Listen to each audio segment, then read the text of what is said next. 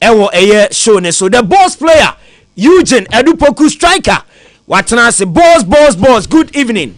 Solo bibia bokode nyame adom bibia ye nyame ekọ kama nyame adom bibia ye okay ochanko na twantamu yes na ye kotoaba sa pepe ye ko akwa kotoaba akwa akoyima mpanyini yes a obedi eye Ghana so eye mfie 9 aidi enimi nti so koto de o sechere dumase yes Seko City meto anyina su ase ni nyina ye sechere ejura sechere dumase Seko City na kotoaba no nyame adom a tu be koda bai ochina okay uko bobo ahontem quick ebe se me ko relax na nyame ya adom na ade chin Saturday na matimi ato ne ntem na masa aba back unse me that timetable so was ronti no okay nti wo se me ko back na me ye no quick na ebe keka ne ma boom so e dey so matifo ni ahwefo within the period okay omo be monitor ye wo ye pa television ene o ye pa FM Promise Radio Promise TV na ye ni omo a ye show na boom ti nyame ya adom ochina de e wo se mitimi touch down or downtown na kotoaba yes Saturday ai okay te ba bia beto akodi ontimi nka no ha o dabi tanka ate ho anya hwe nka kwanya wo ya mitimi ate ho but e de ya kesefo ni ba ko na meto ama no okay na ze wonto aba machada o dabi wonto aba malan dabi okay ana ho biem apart from omokra no minimum omo keka ho asemo okay minim party no GFP ka ho Chirabosom party no na Chirabosom afi okoi minimum poso ka ho so anko ballot paper no kre wo om se wa dodo om se wa say nine but say ye ma me akua donko de nyame fa ne currency or no de automatically or out but so wa beto ama ne bia ne be fa ne say paper asai nti invalid and access ba man for beto ama no oh yes oh and there Ghana nkofo bu ansamfun yo mo hi na so ne ato aba na mem so we third da o and fourth third ese ne no mo ye 3 no sa onya vote ne kakra sa ni vote no nya na ebi kra nke pone so obi de so a nke betimi ama ne percentage akosoro okay ti solo nyame ya adom ochina ye hye Ghana ni bia awa kwanya se wutimi to aba yes se ochina pa ho a e de to so ye memeda December bosu ne de to so nson yes ese okoto aba sa na yetimi kan wa aba wato na yeyi mampanyini na mfie 9 ayedi enimi ono so ebedi eye Ghana so na oboa na ye mane etimi kore ni ma de hwan na send message hari ya wana odi message akoto we na mu ye message wo wana mi hu ye odi akoto yin yeah ase hu danger one ende bia odi danger no ko ado odi akoto yin se minim se we hu message na ba ye na ena ono so akochirobi na keke wa ade camera be to see keke na ohen odi akoto yin na me PBL Promise Broadcasting Limited official page okay no ade to ye na odi to awie no ade to no atro message bi da se no na me hu ya na message no danger mi hu oh ana sa page mi ni so also bi mama o say Promise Broadcasting Day Limited official page one official page ba mi hu danger man na bia ado de tools we di be say sisi a and nyama ha tia zo na we announcement search na holiday me na me announcement na Minister of Interior statement be well o de fama me na me hwe ni boss okay danger na say Minister of Interior issue statement and I wan na da no na be announce wa kire nyam na me announce na dey na so dey go to page it's already in the public domain okay tomorrow is a statutory the general public holiday. Is hereby informed that Friday 6 December 2024 which marks Farmers Day is a statutory public holiday and should be observed as said throughout the country. Simple. Signed, Henry Cote, MP, Minister for the Interior. Issued this day, Thursday, 28th November 2024. As we dey enya wona o de baba kire. No who message or the title there. When them person we can. Danger. Oya china holiday ne baba adwuma ho. O si me ya. Ai. Na le wu say management communicate on kan ye. management ko unka management community David anu na wo so no wo dade mo bia wo man kan wo man kan ba ko pe David nyisa nya medium de ato na ese o de ma no medium de to no it is in response to the community the management say any faman fa no so man no kan faman na wa kan e David nya me kan faman so de ani mba cho ani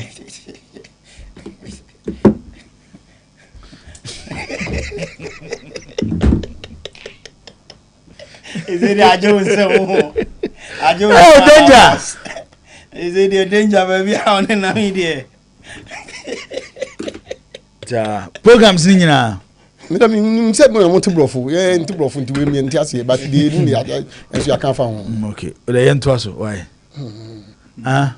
Tiasi, David didn't come out. Your phone is here. 6 p.m. Me see me nobody didn't come out. Your phone 6 p.m. You should know. Untias mama no kan. Boss, your phone 6 p.m. Me see me nobody didn't come out. Me Tiasi na me tell say, yatna si your phone 6 p.m. No isia. Danger. Boss me joso, me chia so. Then crowd the be share me coin there. Danger na usuma ntisa. Man fa me show kon. Man fa me show kon. Nipa no ebusa me ade na me so. Me mo de me ni problem but opa ene me boss nkan o me kwan me ni problem. Okay, yate. If you have a free bar no him say no boss can boss to me opportunity. There be because me and I can say me friend me boss but me friend boss o be ka say me boa. Me pese me ye bibi. Enti me se me nkofre no crowd me nkofre no na. Wo de wo frɛ na so ka say me ya. We dey asem wa kan dem say IGP on free bar. Oh David. IGP dem ni na wie ye enti. Asem di fi bibi adadi. Victorious Collins. Wo be gina kwa ho saa na wunya ka wo. Ampa da so gina ho nya. Wo be gina ho. O say they have a class of Uber for now no so cancel. O mo be cancel. Me akwa na maka jom cancel. Dey no onye ma ho na ho. Me say me akwa na maka jom Uber for so cancel. Unia no. Yes. Collins say unia o. And ubejina pampa so saa unya ka na about 10 p.m. na benya ka na ofri mu fia na Collins ade pa na papa wo se yema na onya ma ho nto me su ubejina wa ma na about 10 p.m. na ujina we say about say 4 5 6 7 8 9 10 say upon over to tum dey be attend mo enyoma na okura no wotumi fan to tomo ena wo so de be ma ayikaya yefo temuwa David charge number charge okay ka wo twen ma ne bo 10 kura ma ne fa drop in ake me se obegina ho ama na bo 10 sa kwa no ufia wa bo hu se me pa cho ka kire me onye den na me hwe ono wonim ntimi ko buso ono busa no so obegina ho ama na bo 10 so nim a okay ti yan to so solo boss nyame ya adoma eye memeda de nyina ebe kwa koto aba aha me se meko samfo aduam yes samfo aduam na makwa kotuma ba ewo samfo aduam primary school ho okay ho na makwa kotuma ba nti metu wie pe na afi makope ba bi ate oboba enu numa na masa akogina ho wo be kwa akogina am ya kan aba no dem tu wi bi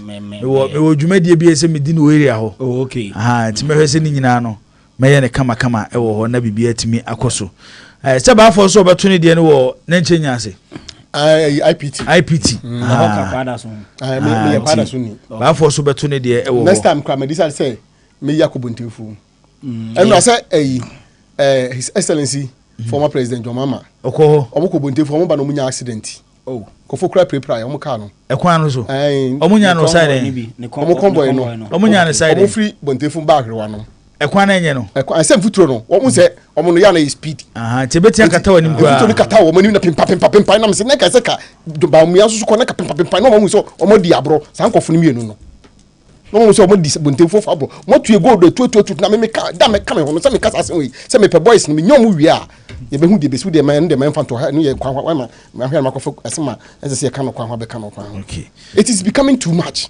ye be din komo bebre yes so nipa wo nya botre mafa sa kwan no so akompatoam ukudo ka akoba ti se o de ko sim for 3 days on ba ko hu sa unwie da se ka no kra no mo dos na mo wo ma edu ba bia sologi se musi alai bonde fom ai ka anya sa ka ni ntimi nko na so anya se mfutro unu se anya mfutro amana na eda ho no se nipa na etimi sa maka ni waiter etisi amana ni mu a anya kra na o shaft ni ade nti gi se musi na ka na no ekoboko no pie utimi wura menam se de okọ asase ase no no wasa pie unu se bontefo solo se kwan ya obetima atena ho aba adwuma because utwa muso wo ho a mining size bebre kwa wo mutu gold wo mpatam ho nyina ekwan na nene ma fefe chiwa ebesisi mankranso ba bi no wutimi famu asan ba mankranso esoso enwoma ye basa ba fo odi bem se me de me kwan yi eze traffic lights o madum na mana ka ba akaba kwan at least na kwan adem kakra ti o mudum na mana ka ba ko no wutimi se o se emuvu kama ba ma mo ntwen se ye wie election na mo se besoso eno de kan nya possible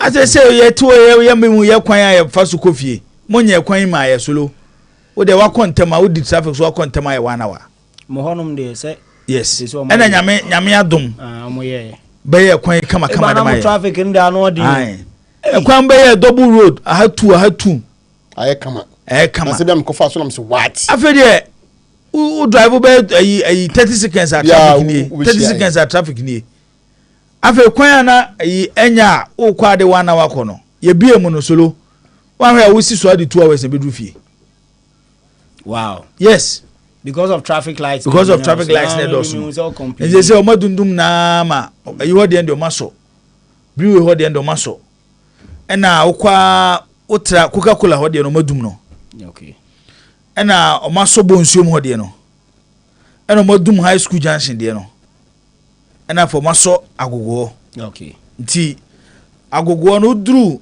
chapatre junction a ho so madum no ansa na du dompoase junction a o maso nti at least emani move traffic no enya traffic to ho no se so so bi sa ade ba ko a nyame anim no kure ni se mama part na yo se wan na yo minim but ade ba ko mebo maba so eye sa ka se kwan na ekọ Kuwait ene sokoban no se do mosi aye kwan no amagu so daso se usi so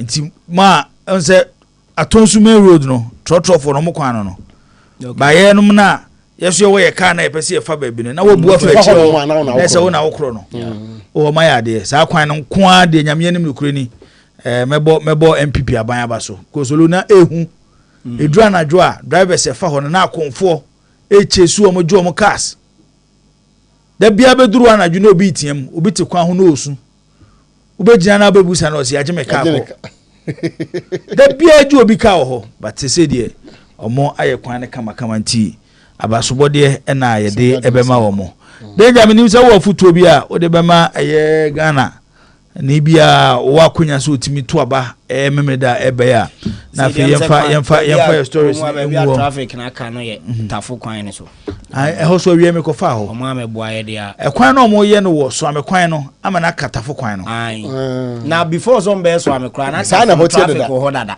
o se no mo yi cars ni bebre na sa be fa ha o se na ko mo yi e kwan ya da mo shi zongo ene de odi rere ma be sitafo formers mango ase ho ne sa anwoma no se wo nyina no mo yi kwan tutu etina ma traffic na brass kakra but say because of swame interchange no mo ye no omo free breman afrancho offense no omo wram wo ho no so so mo nyina ba yusu tafu road no area me magazine wanya strategy bafo edimu kakra echeni hu no strategy no nti ye bowra ayi ho no ayi tafuji ho no yesan kofa ayi plaza ho ni ewura mu de chems na ese ye ne ma ye bana ye de aba beduru han ti bafo memeda ye koto aba ye kwakoto aba aka ene ya wada enti ochina pe na dantem na the D-Day no esie eje ebo eja no afede waba bedru say nenso na yes political parties na last day omode obi a nyame ya adom ochina you cannot campaign yes woni mo strategy omo fa omo nso omo ntimi campaign san ochina no omo ko work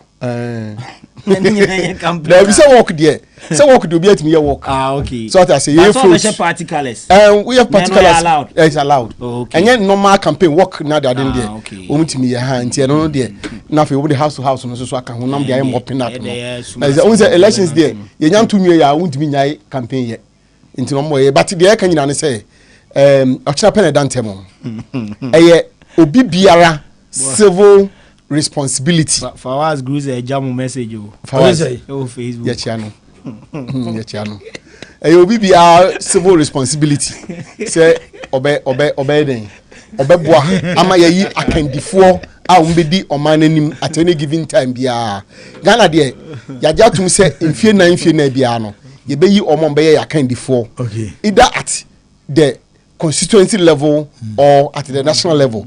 Constituency no those that omode wo ukoyi wo mo no mako gina wanam e wo mrahye badwam akoboama ya hyemra de abu man no ene ndwumadi ahodo aka bia then wayi kandinia obeye the president ono na omama ni nyina ya jatum se de etumi ahye ne sense oni yanim na omoama oman no so yensu abrabo ye bo no yenkɔ enim na eye ade a eye wasede it is your civil responsibility say wo bɛkɔ na wo nso wako disa adwuma no oman so de ebeye ya yenhyehyeye aye di gukwam ya na oman yeye obia so tere meche na so ba ni bi aha nti utie nipa na nhyehyeye wo hwɛ de ne nsam kan no eto waso ebetimi ama oman na tu wo hwɛ ne normal ɔse ɔbɛyɛ any empo bia why be fortunately for Ghana there omo a two leading parties na yehu ni se ebi omu ba ko na betimi anya no omo mienu nyina no they been in government in recent times 16 ti ye nyina enim de obi aye ye nyina enim de obi aye nya ifa pini beka obi ye nyina enim de obi aye ye no mo hyebo de obi abetimi aye omu di so ye no mo hyebo omu di so ye enim de obi abetimi aye ye enim de okaso be ye ya na okoye bi ye enim de okaso be ya onye ye enim de okaso be ye so a oye ne ketua bi ye enim omo a de obi aye bi ye enim enti wa no wo hwe na se wo hwe na ebia wo hu se aha na ese fa na no de wa na mumu no ukoto no wantu ni ya wa wo jejereje se jejereje no ho nanu ya jejereje na akofa ba ya na je se nanu ya na akofa ba na wa wo jejereje wa wo hwan hyehyɛ ya obi aso ode agu akwam de obi aye da de obi so obetima ye ni de obi so oye na de obi aye kan na wo ado adwento ho a na wa fi wakɔkyerɛ na wo de wonim ba bia beto akɔafrɛ me obekyerɛ ni bako mekyerɛ no ma kyerɛ de ntia sɛ wotokɔ na ne kan hey sɛ nye obi a na betia afrɛ da bi frɛ me esa na me campaign am obi anya campaign say the wolf so we Ghana ni esa oh me Ghana ni but kyerɛ wadwene esa no a but as enti no wa wo hwa na wo hu we say what is 24-hour economy beba say na be ya Ghana hade ye na all the time na ye adwuma enti say obi be ye adwuma afia no pa kopem bia enwumre so ne bi mo ba no so be ye adwuma ama de achen ni nyina no onfu se be boa ma Ghana economy na yeden atumpon policy be na saka ho me na 24-hour economy na me kai pa eno na ese yinim na ye flagship de aka kan de mata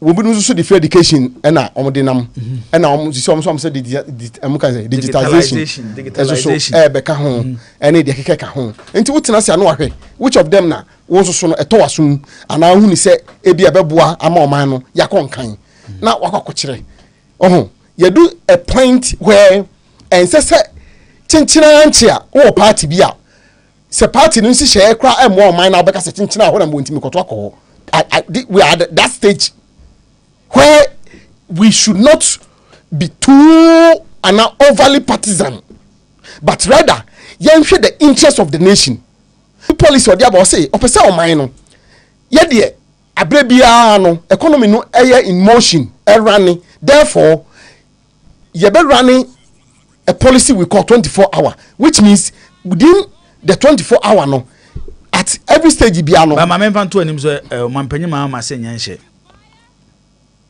oh but said the policy or diabo I'm talking about the policy nyanhye say nti say they are private companies will join nti wo pa na be kan ho nti but the point is that opese the economy no increase productivity yes. Because we employ more nti bi obi o no feel say adwuma na oye no hia say obeye adwuma bebre ya nti the opese the economy should always be in motion nya say ya time bi o ha na say akodeda na ya da sorry na afi na yes push economy ni biem that is the thing the rationale behind the 24-hour economy in my view I may be wrong, but in my view, I think that is the rationale behind it. Say the economy should always be in motion. And you know, whilst some are working, the we are who the corner home, then others will take over. Then always not running the economy no. Obisu no of say as I say a mother Ghanaian child the opportunity to go to school.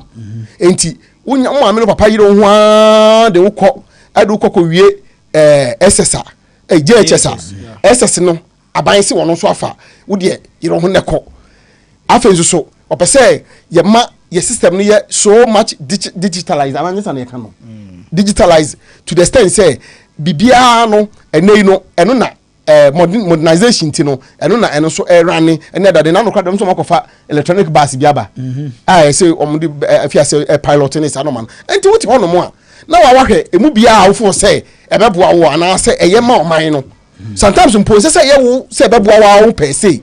But look at the larger national interest. No, Tina make us say, and say a chinchina say, maybe I was a family solo. Number one MPP teaching talk MPP, and I'm one DC to talk NDC. I don't think. I think we have a certain stage. As I say, there should be that departure. No, you better try one film kakra. So, never you nationalism. No, I take a preeminence whereby you better do your money more. Na ye hu se ade we de nkofo yi so mbe ya na so mu so mu yi ana o ma ya me hu yi no ye ma mo kwan na mo nto aso no mo nye na mpege o ma ne nkosi baabi ana de o so pese o de bayi ye ma ne kwan no na o ma ye na mpege o ma ne nkosi baabi. I think that is where we are now. Enti over particization no mo ne sa no ma no edumra I say ye de no to kakra so ho na ye ma nationalism eno so de ntwemo. Oh say but in the interest of the nation no say ka you who say for instance 24-hour economy na bebo ya nyina yenko yemwa na yentimi ro na mwa na emfa omane nko nanim say if you say free education ne digitalization say den so na bebo eno so yemma mo kwan na so yemwa na empushi na nko nanim. The good thing is that I don't the day no the national development na say at omane ko nanim one step further baby away why say if independence and ya bank kra na ye ko nanim and the growth of the nation, that is how it happens. Do baby abehwase do baby abeko form kakra, but we must be moving at any given time bia enti o channel don tell me that ne ko to aba uko police station a baby auto aba no uko na waye din say ki wo ho no ma na de kan line no na wakodim bi enye entire say wo de wonim se bi nyansa ntu ko sa obi hu akwa bi na abotre se ofu se opese oto ntem akontem okay uko na wakoto utu wia kufie woni hwie na betena ho so ado pe ba bi tena na bia we observer na wo hwe bi bat menko ye tutu asem menko ya ade oye ne beba na afi ebia ne ye kwache watum ebia na obi kura de kobo na chano na aba akodi dem na bibia tesa wow company fo na ye koto aba mo no ombetena mu fie ama oman na bom ho ban enti ukopira wa pira kwa ana akwa na ye chiwutuma ya chiwatum kwa dabi wotu wie a kofie mimi se metu na makomi fie se oyire paso mami a na makoya adwuma ya nsoma mi so na mekomi fie na me TV achi ma so me promise ana se repeat TV na me tie paka no ne oma maka no ya hwe do mbeka kire se aha na eko na je ye di akire bia ye bo ye wie a ne abobo ye se kwada so constituency so ne wi ne kinsinya akone esibe osesibe ena so woni mo me de mi mo ho na mo omo no mo ye front runners no mo na mo ba e bia ese kansi na awi ni ni abo ensema ma no ye wie a ese presidential no e bia Dr. Baumia ana e bia President Mahama e bia na ye wie ni abo ensem e bi kwa na ye cheda e bia na ya alan na ye wie ni abo ensem na ehu se wo mu na di anim the next 4 years da ye anim tete men kofa oye ne bia ema wo busua no mu enkodi ya ona se kira no ne bia oni akobo ana bibisa eno de yesere busuafo mo bia amfa no ko ye wie if I was the message biaba. Okay, what's he saying? Meaning so I can say no ha ebiana menia or say please kindly tell Harry to repeat the message his son gave him about who to vote for. Obaka acho obi ezo to abama no. Say that will help others to make their choice. Who say to answer for us, to say mini captain. Yemi no nyina our children are benefiting from the free education. That was what I say. Na menu captain ye afi we ya mu ne ye mam yenu nyina wie first omo we SS. and me crowd me the second one crowd on form 2 or prempe captain so need no also form 1 and obviously the children believe say at least they're getting the opportunity to educate themselves no ebeboa no mfo say omunuan me do omochi so no should be there should be the opportunity for them to also get that opportunity no enti tietietia and enye asem bia ye enye oh say in fact me do in fact na wo ban you for education no so what so medical asem no for once say asema wo ba wakasa de wo ba say me ni captain say me ni no be abakoto na chiro me no it's not that I ba na chiro say to abako ha me ba e ma kan chiro say to abako no me ka say oba kasa o head of sports question buza say for once say asema waka no say repeat what say so na me captain na ba ko benefit so na ba we school isn't a policy for Ghana will be so why do you I don't know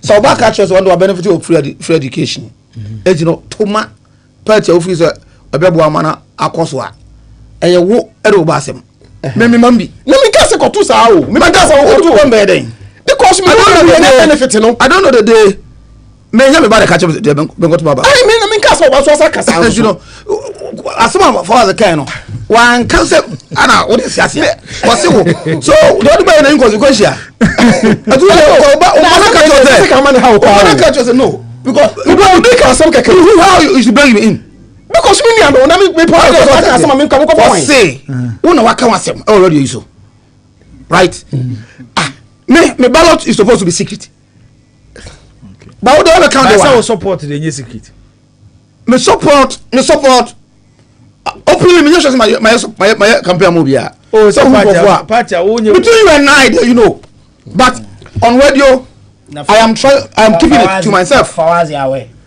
I don't think so because on the message we have on Facebook messages baby are for what no for us crowd don't go for my baby get the fact of the matter is that so I say no straightforward I don't want to say me one thing about me say okay me show baby me show say make baby you know me say freedom of association you know for us I say what kind of asema about for kind of one say could never free SHS because how there or say onewo nyina no Mama, question. Or say one no, and you know, Mama benefited from free SHS. Fact. Incontrovertible benefited from free SHS. Is you are fact. So well, it's baby, baby, I bet for us, listen. For us, they come. What's some what? I say we pardon you, man. So what have to do with benefit from free SHS? So what? So I benefit. Is the only policy? Various government implementing policies in Ghana. Ya nge bia be sinei. Including the free SHS. Yes, Ghana for benefit. So and I back catch you say but I don't know the day me mamu and if you don't come mo din kasema na me what free SHS or no free SHS can be school. But you know that's about to be bad time. Fine. Because me I did not benefit from free SHS. Yeah, twaso. I mean vote secret to me. Matilda and twaso. If you push me to the hall, I can tell you where I belong to. I would even push you. Why? Thank you very much. Now we come down vote to Bo. Obiakofi Osijibo, I think you guys are blacklisting me. You don't read my messages anymore. I will report you to the chief of staff. Obiakofi BM say public holiday so and so F sports home bang. Okay.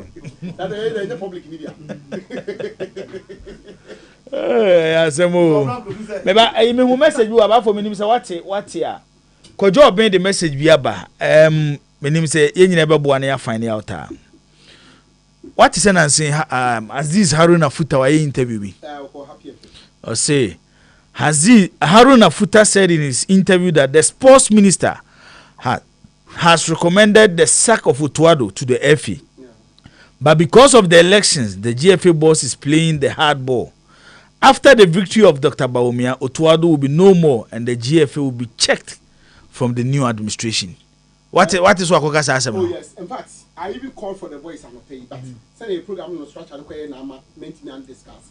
but when say I this on the foot of me when my dad and then you find and I even wanted to call him, but the fray Obi Obey no back and say you see no campaign no is hitting up with me. I mean I don't know my manager say well say we end next week and then we back we come back to normal settings then we can discuss it, but me hear voice now and I have listened to it or say adia abai bet my nyina say through the ministry bet my advice say minister say e be a coach me and a coach me Ghana for say ni modern bono and so any nti e be ya bia omunye bibi mfa ho that one the minister has done. So the minister has advised the FE, particularly the president, say Kurt Ghana for say Utuado Ghana for so onyadi nti omunye di but FE no, particularly the president na Oma Madwen say omubu nuago maso omumua. Then he moved further to suggest say ye to abani wia then politicking no akoba bia no ape bia afa wie no then they can now come back and tell the FE say look munye we. Now boss, when I heard it I started talking. Enra strong sources be aka me say asat enra na me ni nipa kasa no Otuado himself claims, and I'm using the person's words he tells me. Otuado himself claims say he doesn't even know his fate. Enti nipa kasa me say if for no be test waters and omo say on by consultation and omo say and omo ye nyina they wanted to test waters to see the reaction of the public. Because omo there they still want to keep Otuado, and Otuado has confided in some people close to him say ono kra no he doesn't know his fate after submitting his report to them. Enti a bit my no cra say as it as more can say probably the FA people think say abamu for no will not let them have it easy. Just that and now time now and as a period now woman in na ma say o ma you don't forget same this week here honorable Neil and Vanderpoy and unu can come board do interview so be kaya wiki mu a menim se bia twos mu a ono kra de o say ye to aba ni we ya o take over as a minister obedu of FA no. And you know the FA themselves are sitting on timing bomb or tanta hooks omu fate.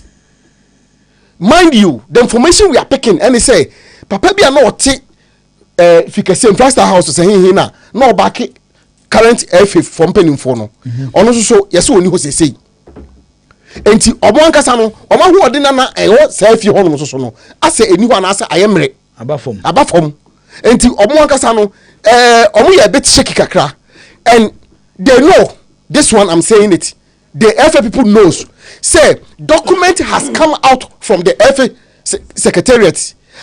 It is in the possession of some certain individuals. Some individuals then they will begin to unleash these documents into the public space. Some of them will report to the special prosecutor. Some of them will report to the CID. Some of them will go to the BNI. Some of them will go to all the bodies now. And in fact, the next month ahead of us is going to be very interesting. It is going to be very, very, very interesting. Neil and Temu, the straight away, they will take over the secretariat. They are ready for anything from FIFA. They don't care. We also so we are a investigation upon investigation upon investigation upon investigation upon investigation. For instance, company now, buses now clubs in Honolulu. People are in the possession of documents. People are in the possession of documents, including buses now changing on chassis numbers. And somebody told me that is criminal. And so as of now, none of the buses has been able to be registered. Sir, the register of a Lance's office. I'm going to register buses. Wada my way the okasa we ya bit my the first assignment but obi anyone can tell me which of them one bus number okay vision FC for bus car number you saying na number there dey come matches do ask for on bus na kwam dan kwa ye ne car number na you saying ne license office they say nya when am for ho no check my is here for what I'm told because some of the buses are change on chassis number no and even difficult for them to even register it I didn't ekoso eboba no enya some kitwa o ko kan beka kotoko 21 technical team members no hwasa na okofo we abai so na you kwese kotoko technical team members o 21 Omo mo say. Oh, currency see e work mu nya me kan ho. 21. Yes. Our list no. Me ho adwuma daba na me including the junior team. Maybe. Because me bakon catch me because enche na nye hu. Oh, can share that you. It depends on the muro no. Any the results they are bringing. Can share that you. I have had discussion with about 2 or 3 people where and me no nyina came into an agreement say anka. In fact, it is the norm. Provided it says it's giving you the requisite results because all these 21 are on the payroll of the club. And you know, as I said, the necessary results. But say you've said they say who's omojumano swaba. And you know, what can I say? The youth development, you know, will be coming to mainstream near me day. But back to the issue here, Kano boss. No crepa omuni say a lot will be happening in the days ahead. And let's brace ourselves for an interesting period. But Otuado, for what I'm told, he claims and has been confided in some certain people. Obi go visit per 21 man. Kabi. Yes, sir. I don't know the actual data. The FA communications manager, our friend, what's the name? Henry Santuchum. I know the reason why FA no drag you fit in sacking Otuado. I think Friday. And within that time as well,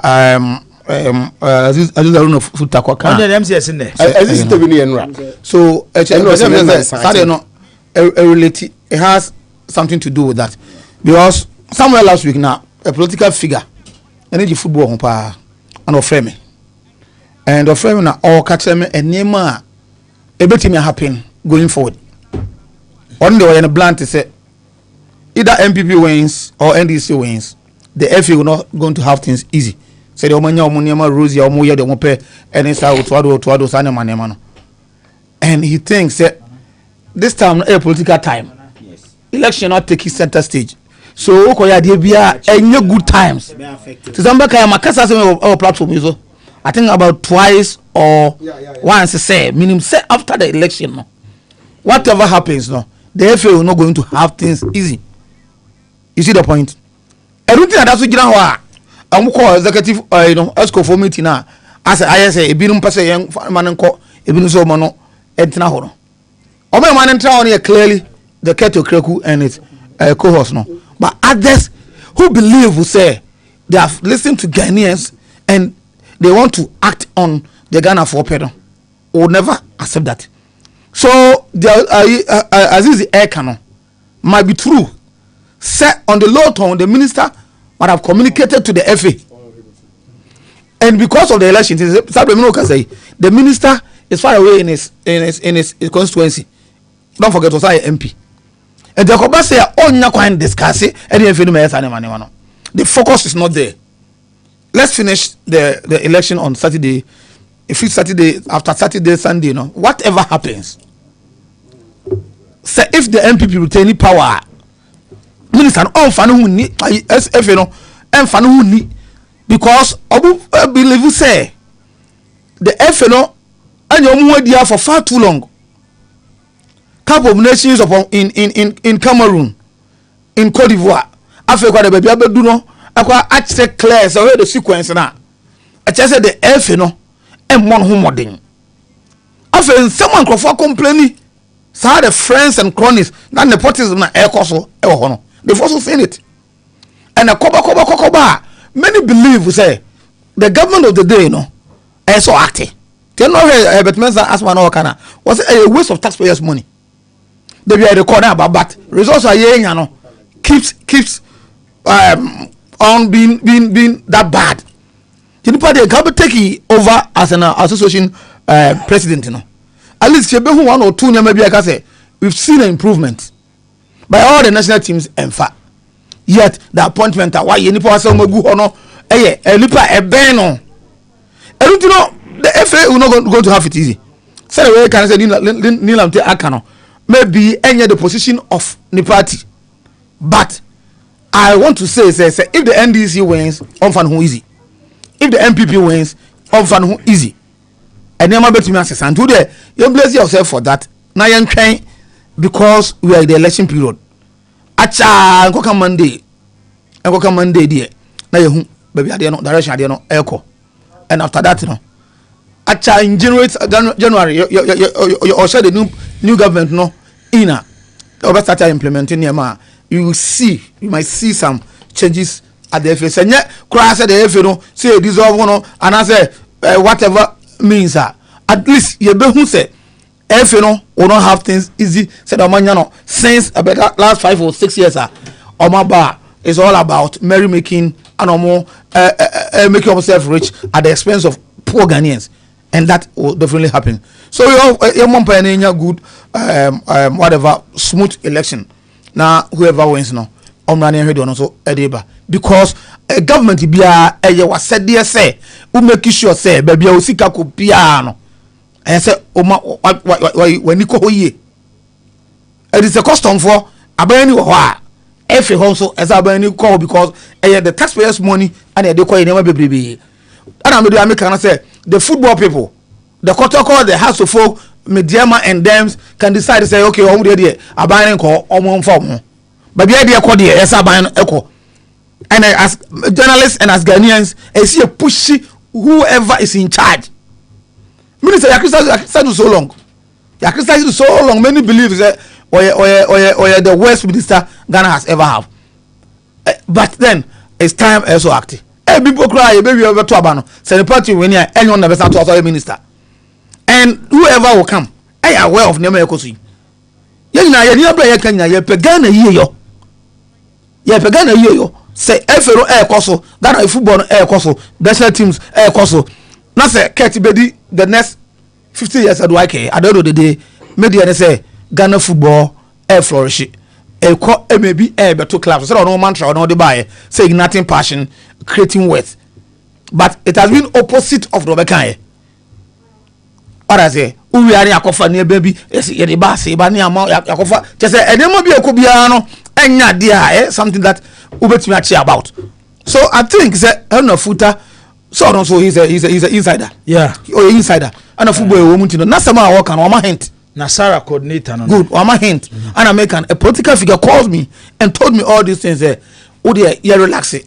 Now whatever happens after the the next government, when the next government comes, the next government wants to say MPP or NDC. Kabi made us say and Nkoma ebedi ora ebetmensa achechim say ka onya kwanya anaso no ene gina ho na wodi Ghana football animu a ekwan ko befa so run Ghana football ora ebetmensa achechim.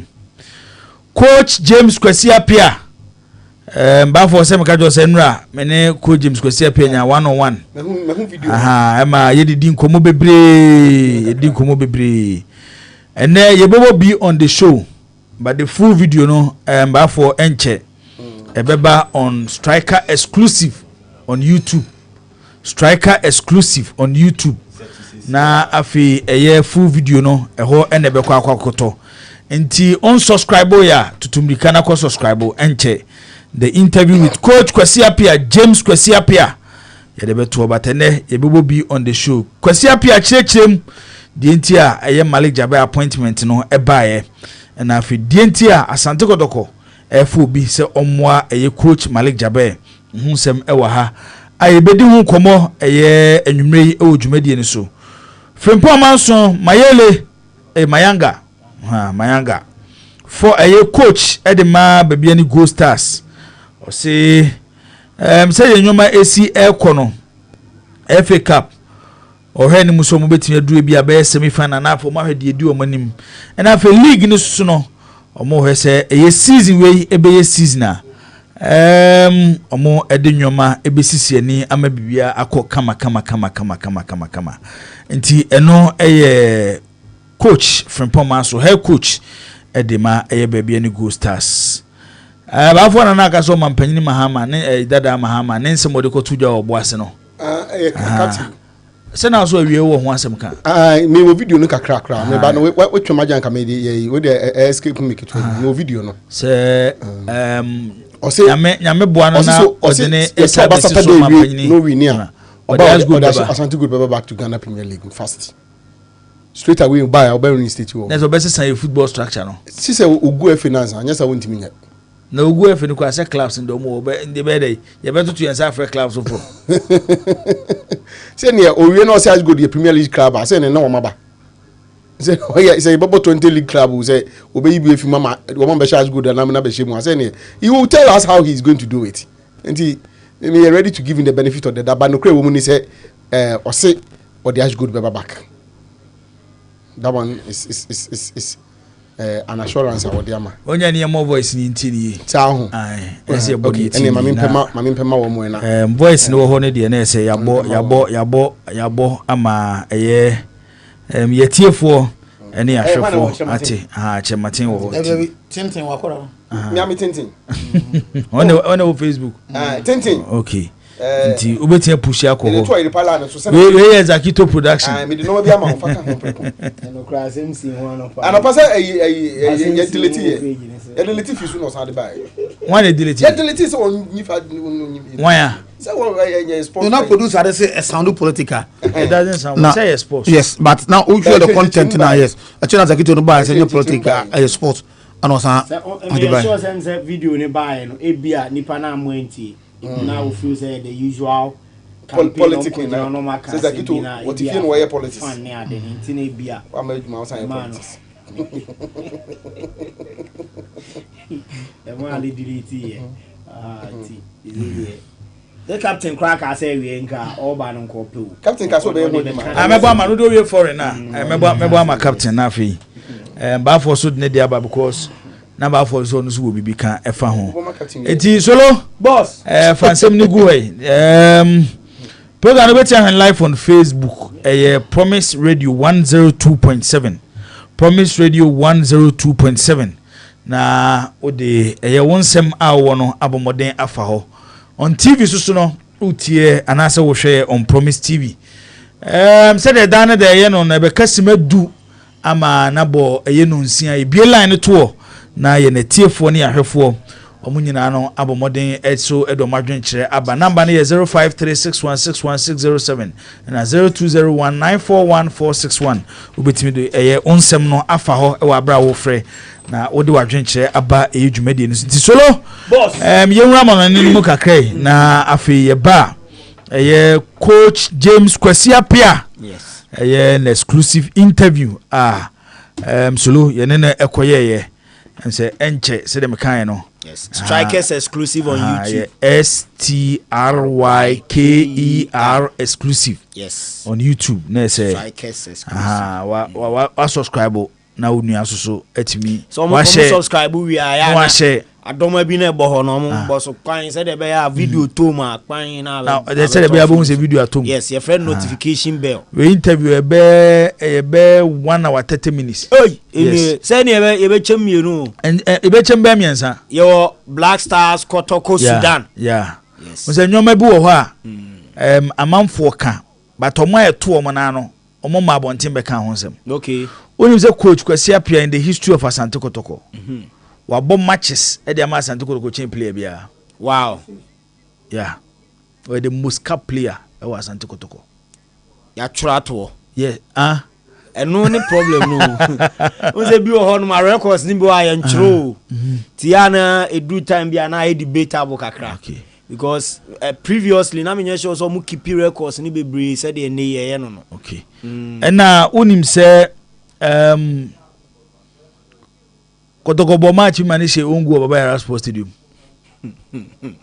84 omo defend 83 no sa ama Kotoko ntimi an qualify an ko manim hey eno na osu okofi supporters afa bone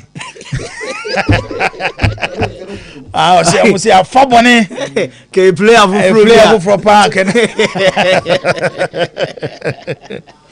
the story 1992 one Abedipele yeah captains who sensem no watching and so chechiri mu eyipa it is exclusive power reason why Malik Jaber Chom 3 Machim 3 I do say we are talking about 1 month I did who Malik Jaber so reason why Malik appointing as an assistant after so retire. Was your born 93 season we are no and I go see Apia retire na onim say after Malik efri Kotoko no Watara ne bae. That was something in the 5 na. Yeah, 9495. Watara ne bae. So Watara umso wanchi. Or your assistant to Watara. And also your assistant to Bukaziz. Okay. And Sana, you have an opportunity to become head coach of Kotoko. Shortly. Yes. The famous Peter Forikwe. Hey, we are a party. Then the people we have to police were both to stadium. Forikwe 1-0, you know. Because I can coach then. Yes. Okay. Gas Kotoko Gapua. There's a Kwesi Apia, I assistant to House of Folk head coach. Yeah. Wow. So what Sana Oba Black Stars assistant to the late coach Jones Atukwe. Okay. From to Cloud Leroy. Was on the project too. Of course. And call Cloud Leroy. Yeah. And Sana Okumilo. Say Cloud Leroy the na no can say me or say the first you were Black Stars as head coach no. When lose more than 2 matches. The first thing as a Black Stars coach.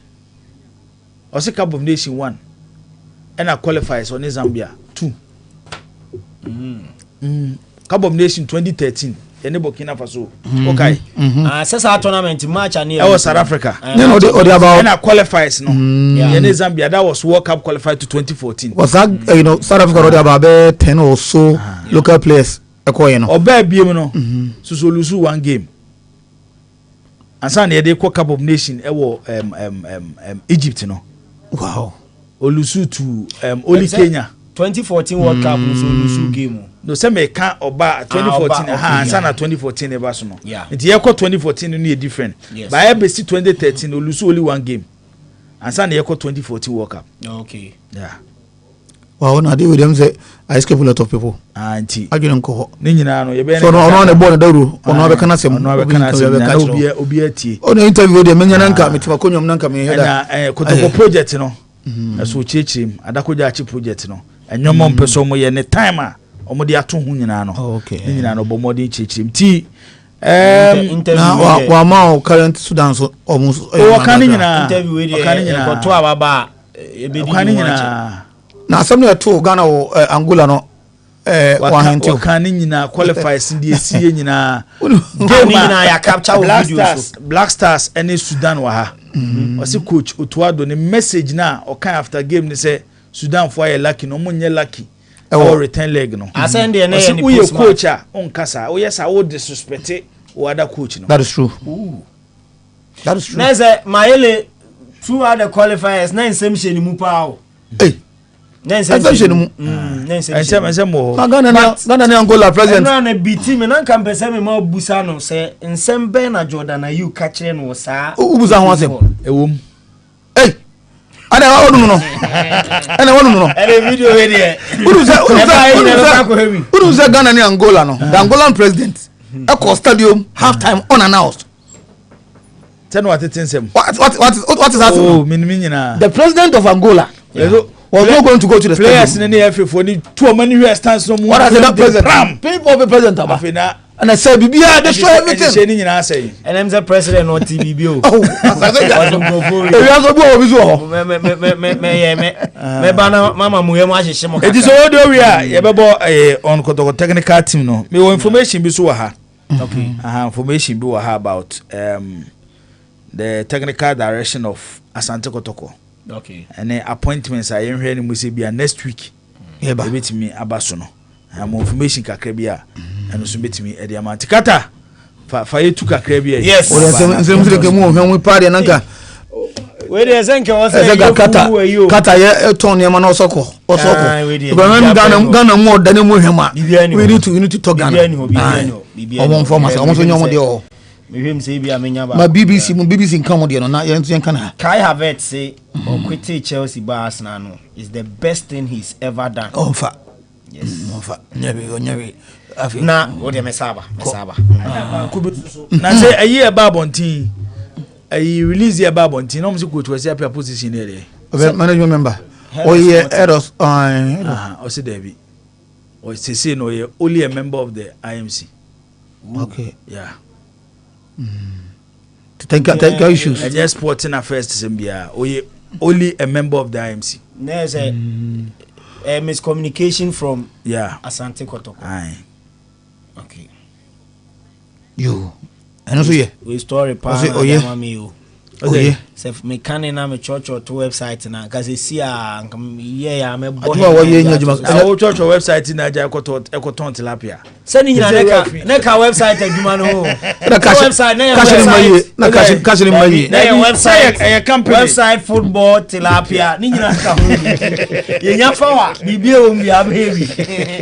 Se o ba bibie aboko de. Bibie the team. Let me go so ba me monitor your man. Okay. But interview ni ni tua ye hu yin. Actually be done be 4 times. Was he send this signal say kwasi apia interview no strike be there chire ndi. Oh chire din. Yeah, say adwuma no ni mu a onso. Yeah, my alert no. No, strike ni dey offer say echo. No. There will be intellectual property.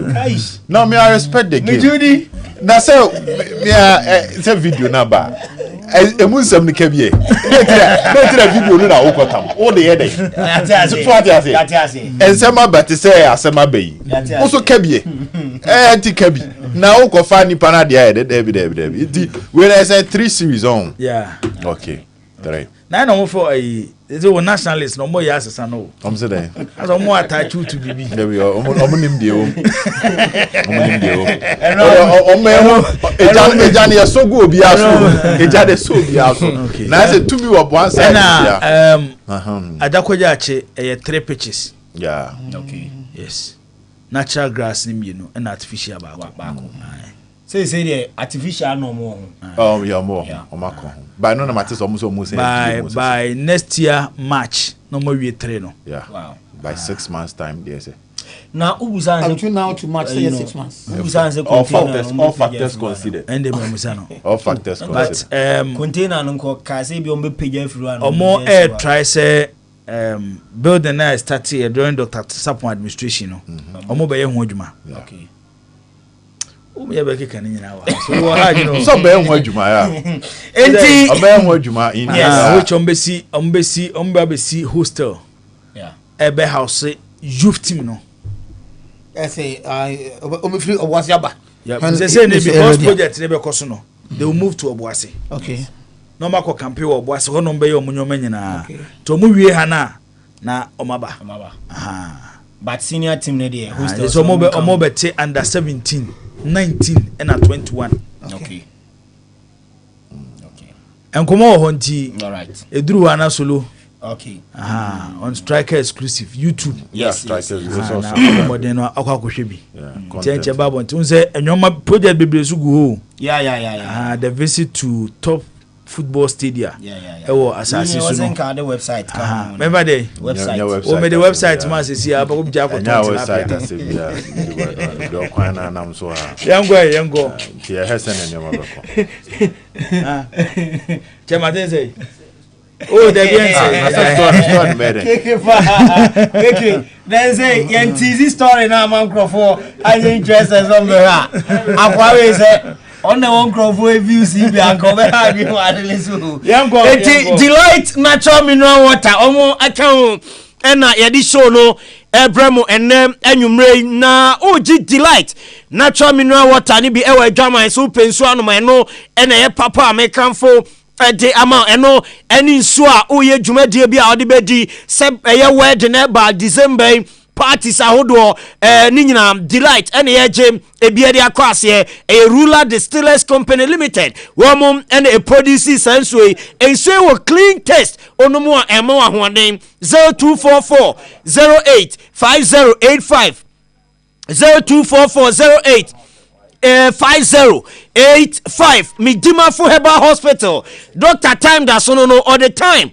To yare ne so na wasa de amount. Obano nyareshemu eso bedrua oyade no nsan fan kofie biem enti Kumase ebuakwa atwema gogo akra pokiase mayira eho ena Midima for Herbal Hospital ewo 0244 77 4282 ɛna 0500727215 perfect skin and body therapy pimple stretch mask ne so ben ɛsɛe nipa yɛ skin no na aba perfect skin a wɔn bɛyi ɛde afiri wɔn di no wɔn honam sɛ nipa bi a wɔsa wo skin no perfect what I say de be ya wo dress na wo yi wo nsa ho ana sa wo yi wa wa mu kakra obi a wo say yes body na eba no body slimming body enlargement flat tummy ni na omo boa no ma ye bi di amount okuma sebucha na Abraham Junction Accra o Ketan Junction Episoft Lodge Hotel na Osu Akwaje Park City House Abron sign the first floor and a perfect skin was 0553 312-911. Oh, Baba there. Our University of Cape Coast College of Distance Education, Bachelor of Commerce, Bachelor of Education, Bachelor of Science, Bachelor of Arts. Our UCC. A weekend class in Tino. Stress Bia Enshadenim. Wasim SSC diploma and matured applicant. And no. Omo aye jiomo no mabesua de banks ahodo aye forms no Ghana no 225 cedis any 250 cedis for matured applicants ADB GCB Ghana Post Zenith Bank CBG Ghana Prudential Bank GT Bank ARB Apex Bank na Republic Bank 0530 028 162 na 0257 902899 OP wallpapers 3G wallpapers ahodo omuma bi odi decorate dem ho paint no me wa cho isin chai kakra bedside lamp ring light blind curtains plastic wardrobes center carpet air diffusers flowers ni nyina omuma bi ade a dewa abrabom ni se obeda sorry na wate wani na wa dan a odam no se emo comfort emo efe emu so kama oho ti uje diffuser ni bi say ya madam wonom sent ne correct OP wallpapers edum PZ na na kwesi agema building ni mo Chrono Barrier market no hwe ni mo OP ho 0540 353 750 open the best alternative medical hospital Africa. You specialize in the treatment of stroke and infertility problems. Amen Scientific Hospital. Amen Scientific Hospital. Now you will know makuma kwa jonu 24.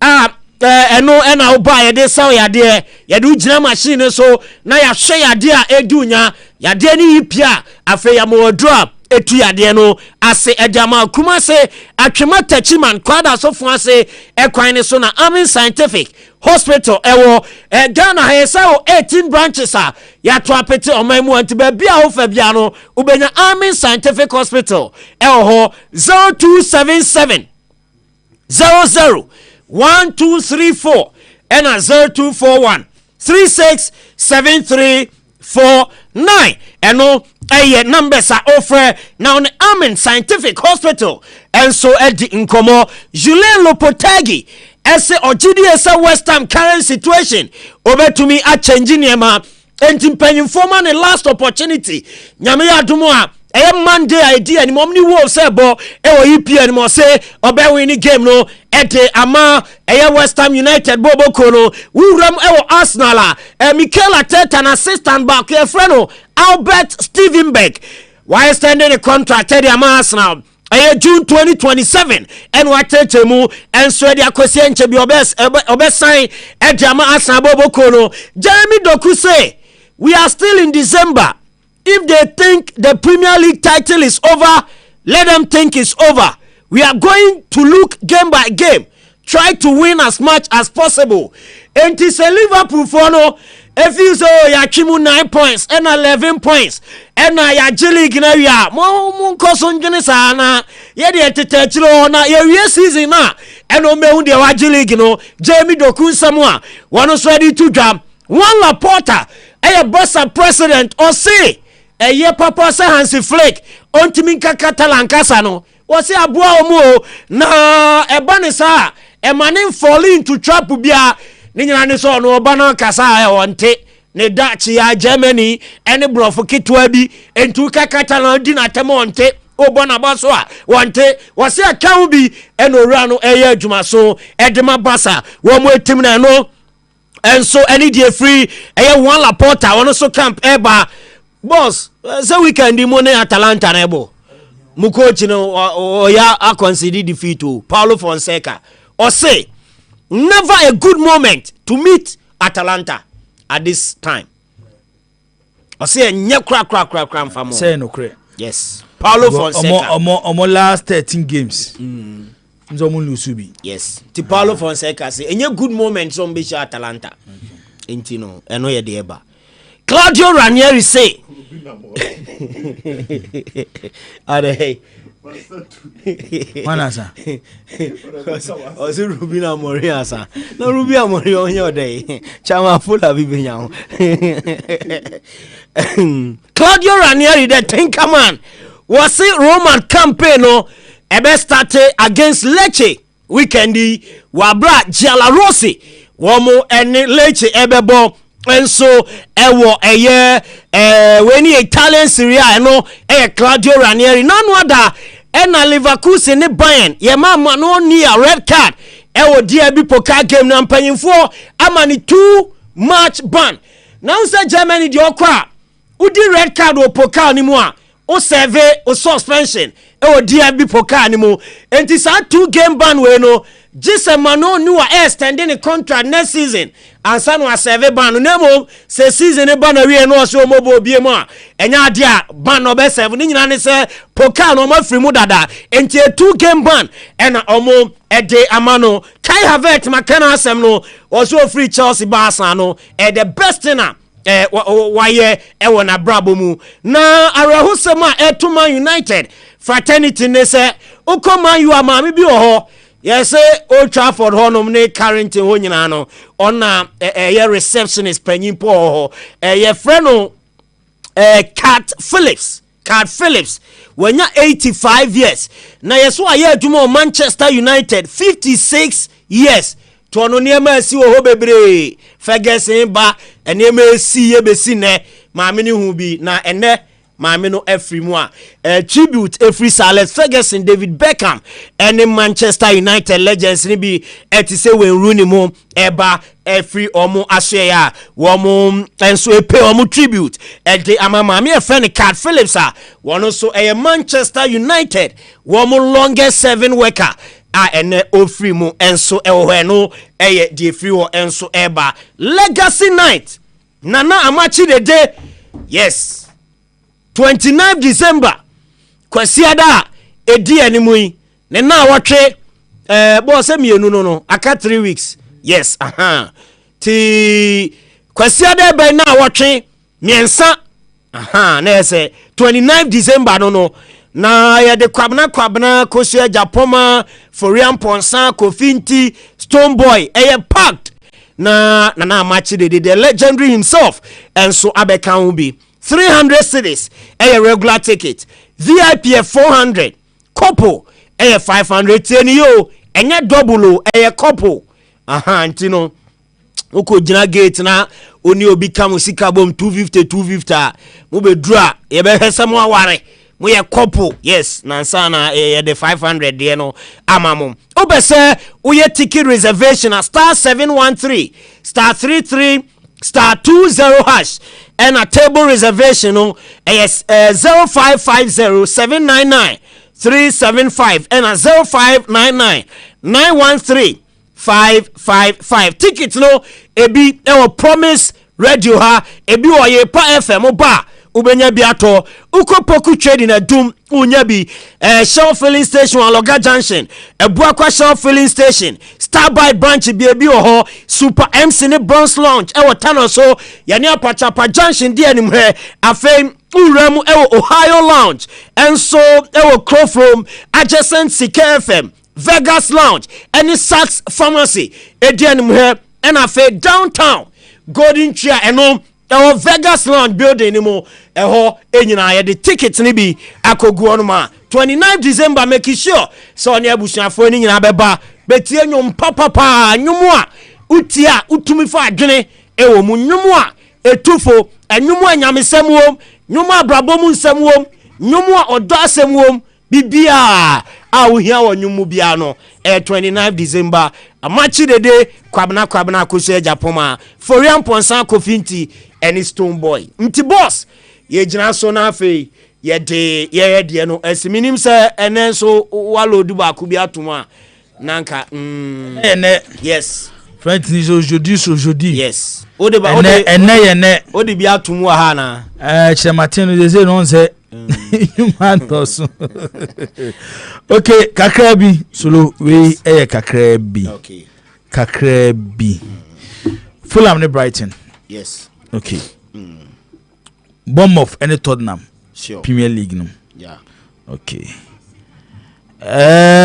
Fulham ne Brighton solo go both teams. Fulham Brighton go both teams okay Bournemouth and Tottenham yeah go both teams. Hey yes and another also number power okay both teams to score na so power aye yeah yanko Copa del Rey all right select matches ni bi UE Olot any Sevilla yes. Win for Sevilla Olot Sevilla Casirano any Atletico Madrid win for Atletico Madrid Atletico win against Casirano okay Conquense any Real Sociedad okay win for Real Sociedad okay where we AD Quetta FC any Osasuna win AD Quetta okay Osasuna Coppa Italia XX Lazio any Napoli okay wanya amenyano okay Lazio Napoli okay win for Lazio yeah omesha Napoli ne yeah hey win for Lazio also ni so win for Lazio Moreirense in the Portuguese League Primeira Liga any Sporting CP double chance Sporting CP is it the Sporting CP pa na bobo ana okay and yewie of the Belgian Cup Anderlecht ne Westerlo win for Anderlecht eno ano to anya say menya 1 2 3 4 5 6 7 8 9 yes Anderlecht win ti yebe kan was na bom na ye dey ato striker exclusive WhatsApp page ne so Fulham Brighton both team to score Bournemouth Tottenham both team to score Olot ne Sevilla win Casirano and ATM win afe AD Quetta and Osasuna and also Osasuna win ewo sa game ni mu Real Sociedad ne Conquense Real Sociedad win Lazio Napoli win for Lazio Moreirense and Sporting CP double chance Sporting CP and afe Urem ewo Belgium womo so a cap ni my friend Becca van Belgie Anderlecht and Westerlo nebo Anderlecht win it was our game till 9 matches and akeka bom ene ye di kogu so Saturday benya keska akoto yaba from games solo eda say Mate boss What one dey be danger akwa ba biem no just so boss ebi aboko de oh yeah that one sit as obedo pepper o and me na so your deputy head of sports as ordinary man interchanging and yet designated for anybody into media amount so what can is hard here at least if it is from the head of sports no media amount then fine so won't say yes sports na me wa ha won't mean soro wakonya mu metena ha there be enyi aha ti so wo di be dey dem do wakonya ma so tell me na say it is over move to a different location why na deputy me say you dey ka next time bia no next time say ne be ya next year say we are talking about changing the seat so obiya kofi ba for saje na ye dwene ho okaya na nsem ho ame no kotena yi ana yedidi nkomo yeah Solomon Kata say the nyo Messi kika kono nso obiya kofi so hu na ne adwene ho say Solo ese move ne be ka panel no ho we say some of them can say so he has it obiya kofi he has it eso tena chiro no so bit my discussion pa ti enche Baba panel no. Highway panel. Also be pressure also. They say me, who say that because I see it in him. And the highway ni en fara mrem. Enche oben ya da se pa. No oben ti o mat soro bonus na ye den. Oh. Ana wo ye na mi hu. Oben na Ajimandua na be 2 days ni. Omo so omo be fa lunch no. Ayi Ajimandua. Na dia aba. Bye bye. Hey! Yeah, where the manu? Yeah, manu.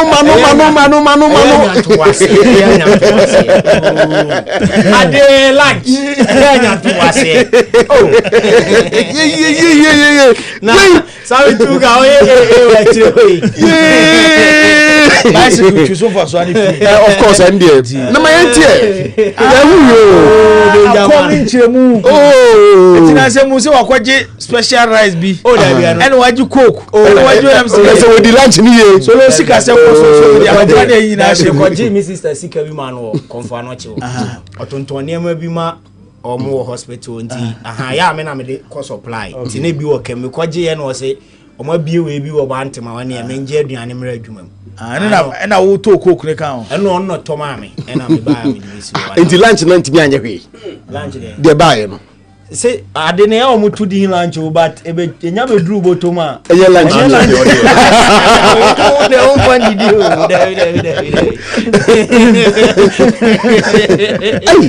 ananya ai Ajimandua no ma me ya ibi a hono so no so be ya ama no ana ya Ajimandua enyo e bi wo ma me ya ibi a okay we dey ana aba na bia ode ye mani si okay mama na si ho me bia e kire be hu de be si okay danger ni Friday na ya ko mu no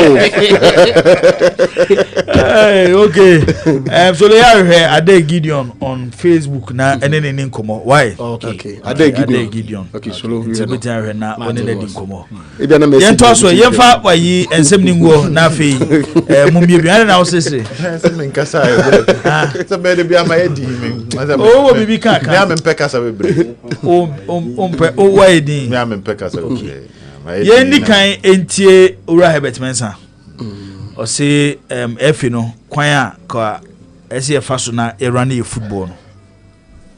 I remember after Kwesi left the scenes and they were entering into an election, I made a statement then. It's the same statement I made when I took over Kotoko that was so controversial that I believed in the case of Kotoko that the board members, Tunfo Pokuwari, had dissolved the board, but I was suggesting that there was a need for some board direction, but every board member should contribute a certain amount to be on the board. It's a privilege to serve on the board, so contribute to be. And I'm not saying that is the case of the GFA, but I think it would be great if it is, that certainly in a couple of elections back, I stated that whoever should be running the GFA, the easiest thing to raise money for this side of a beauty pageant is football. So therefore, you shouldn't go to the government and be really requiring the government. If I was running the national teams, I'd be doing that because you are the chief. When even in rugby, at my recent AGM, when somebody got up and he says, President Mensah, and I said, no, don't call me the president. I don't encourage it. I'm the chief marketing officer for Rugby Africa. We've got to look at our finances. We've got to look at our structure. You've got to look at your governance. You've got to really look and say where at the end of the day, because for the entire continent of Africa, I receive a budget of $2.2 odd million. The entire continent, just over. I know, and that's to run about 8 competitions, airline tickets, everything else that is totally included in that package. Staff, administrative costs, all within that budget. So you start thinking, there is no fat, there is no big man activity, there is no whatever. I should have been on a plane this morning at 4 a.m. for Morocco. I had a choice, either the World Rugby Awards on Sunday in Monte Carlo or going to Casablanca. I've chosen to go to Casablanca. Okay. My ticket is an economy ticket. I'm paying from my pocket to upgrade the ticket. The way in which it is that we run our affairs, understanding the position of the stakeholder, understanding what it is we're trying to do. So we try now, in my tenure, to see how we can have this marriage with more governments, as we've had with His Excellency, our President, and Uganda as well. They came to the table, pick up these costs, pick up that cost, because the significance for your country, by us staging events there of this level, if we can bring the top teams in for the competitions, is a big deal. Ora Herbert Mensah machichimu kwanya ofu se esenka efi no efa so run e football and ode toto the position of OCC as Africa Rugby president. Budget the man and the choir of us so the Resiska at the bois Robbie and a biblim or no and a dano. Coach James Kwesiapia so achechim dientia Asante Kotoko appointed Ura Malik Jabe as a technical director of Kumasi Asante Kotoko. The role of the technical director now is to make sure say there are coaches on issues out there. And you see this position, the reason why you cannot give to any young guy is because you need to be a wakochida. Now in the case of Malik, wakochi kotoko, wakochi kotoko, wakochi national teams, but two kind courses out there. Until if you see this guy can keep reports and records of things that are going on. It becomes easier in the sense, to come here, he has opportunity to see the team, and Malik. Someone might say, he's old, but Malik is not even writing the book. He's being like the type of person when it comes to actually that, and that's what we need. We should have Ubia, apart from giving advice and then making sure everything is done well. We need someone at the office there. Your junior team now, with me, the stretchers, the senior side, the junior side as well. And you should have a report on each and every player, filing everything. So, back protocol officer, we should have both. You should have every game that he plays. We should have his report there. Until we'll be back from outside now, file and things on Amoa. He'll be able to. And you see, because of Malik also age, that's why we've decided to get a young guy.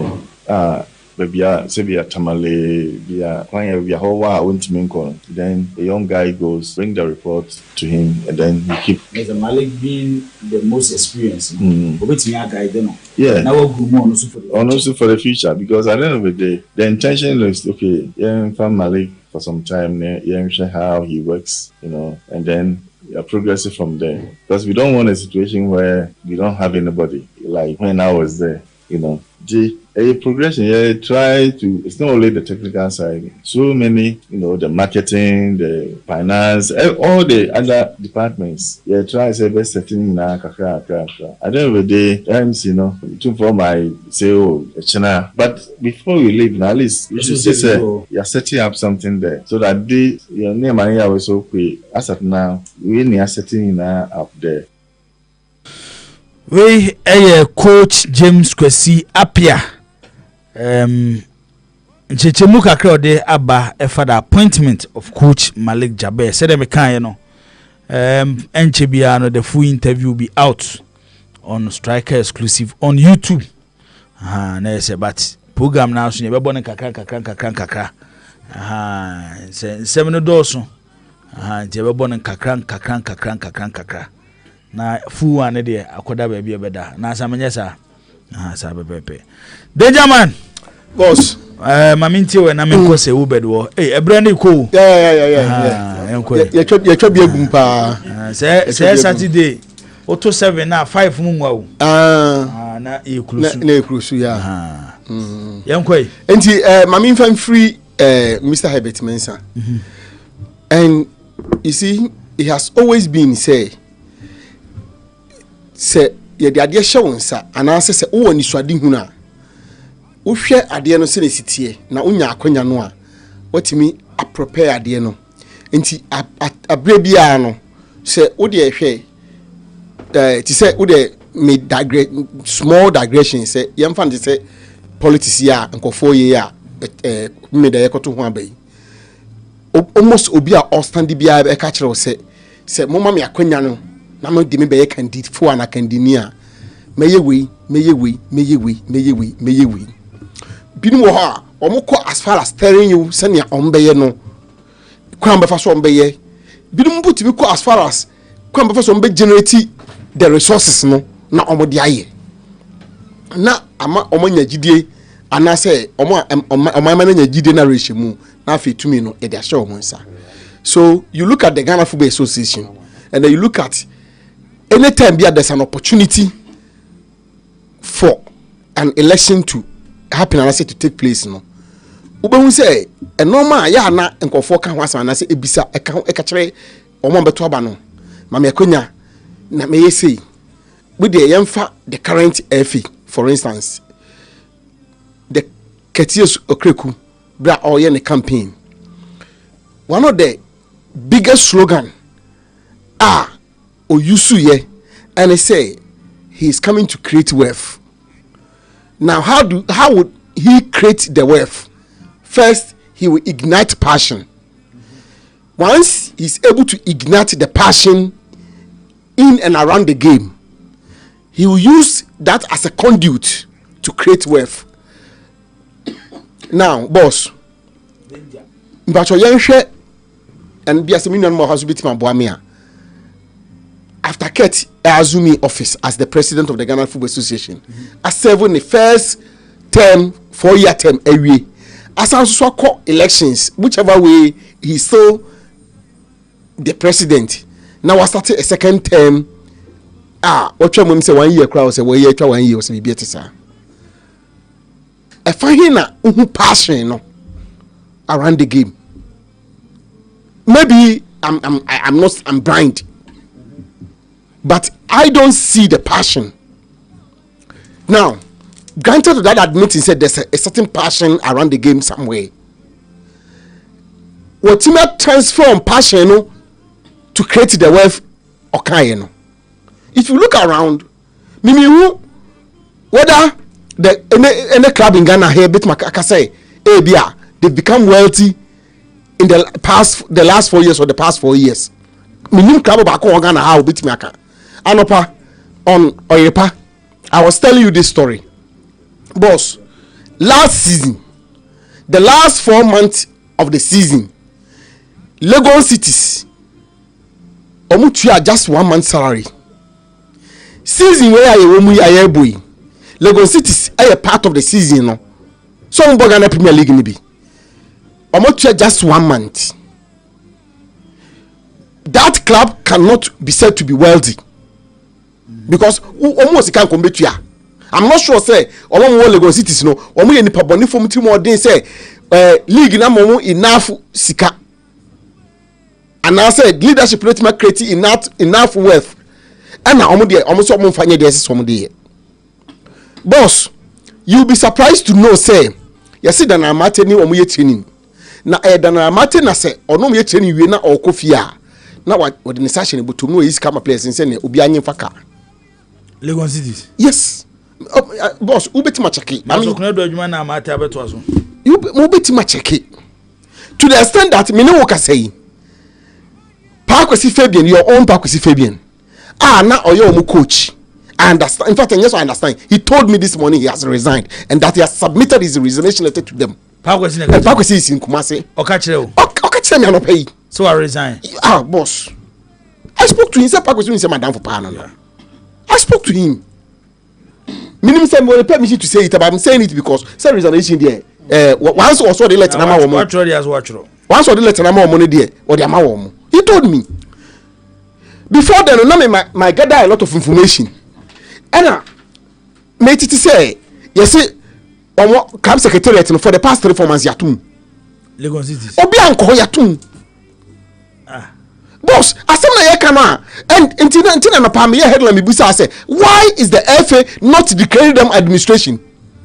Because this club must be in administration by now. If there's anybody who is interested in the sanctity and the sporting integrity, they be amekotuna na yamposa. Also, now we are strong about that word. The sporting integrity and the sanctity of the game. Lagos cities must not be playing the Ghana Premier League today because it's easy for anybody to use them for anything. Either the players, the technical team, or even the management.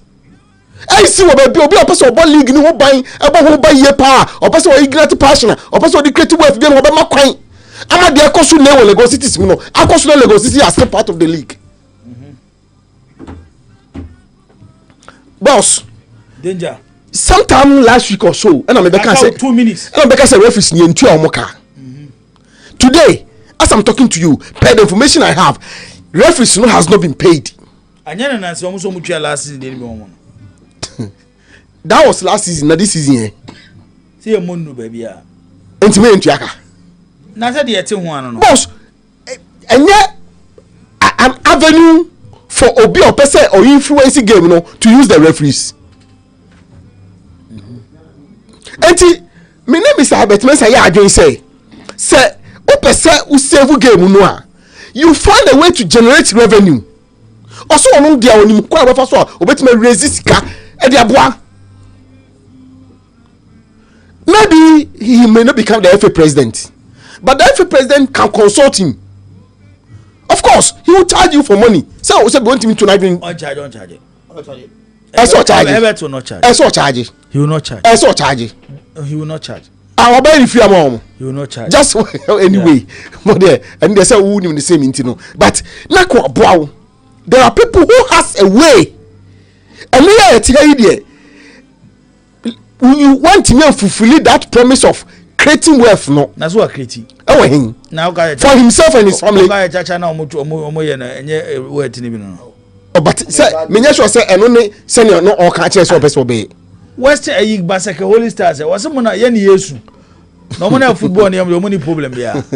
Anyway, and me to make a cotton denga can I mean come la. Mamma, share on the Miviana. Obed, Mamma, why? Yanko. Okay.